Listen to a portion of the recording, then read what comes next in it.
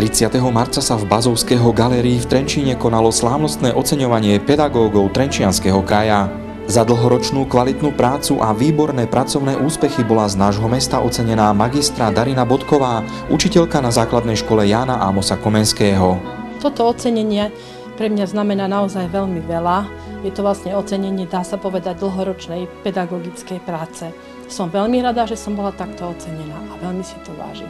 V základnej škole Komenského pracuje od roku 1985 a svojich žiakov zasvedcuje do tajomstiev takých predmetov ako prírodopis, biológia, pestovateľské práce či tvorba životného prostredia.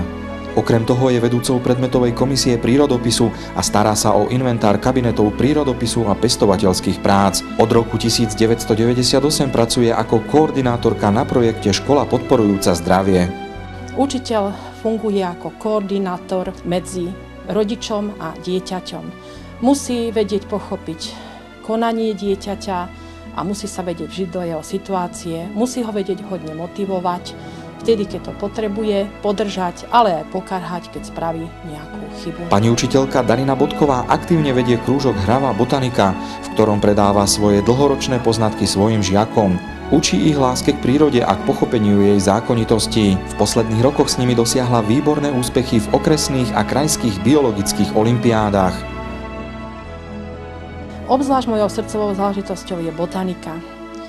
Táto biologická olympiáda je veľmi náročná, obnáša aj veľmi široké spektrum, čo musia deti pochopiť a naučiť sa. Musia ovládať latinské názvy, slovenské názvy a všetko o rastlinách. Na okresnú, krajskú a ešte aj ďalšiu súťaž si musia nachystať herbáre.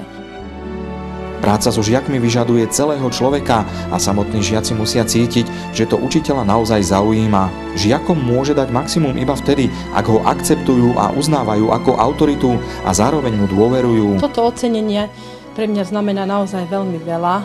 Je to vlastne ocenenie, dá sa povedať, dlhoročnej pedagogickej práce. Keď som nad tým rozmýšľala, že za čo vlastne to ocenenie mám, tak som zistila, že nie je to len pre mňa ocenenie, ale je to ocenenie pre viacej ľudí. V podstate by som mohla tú moju medailu rozdeliť na 4 rovnaké diely. Jeden diel by som asi dala svojej rodine, ktorá ma podporovala v práci.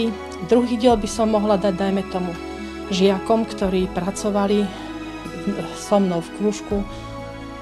A tretí diel by som mohla dať kolegom, ktorí ma podporovali v mojej práci, a len tá 1/4 by asi zostala pre mňa. Výsledky práce ukazujú, že učiteľka Darina Bodková, ktorej učarovala príroda, vie vzbudiť u žiakov záujem a dotiahnuť ich ku konkrétnym výsledkom. Sústredení žiaci na hodine, úspechy z biologických olympiád a v neposlednom rade aj ocenenie vynikajúci pedagóg Trenčianskeho kraja sú toho najlepším dôkazom. K tomuto oceneniu jej srdečne blahoželajú kolegovia a ostatní zamestnanci školy.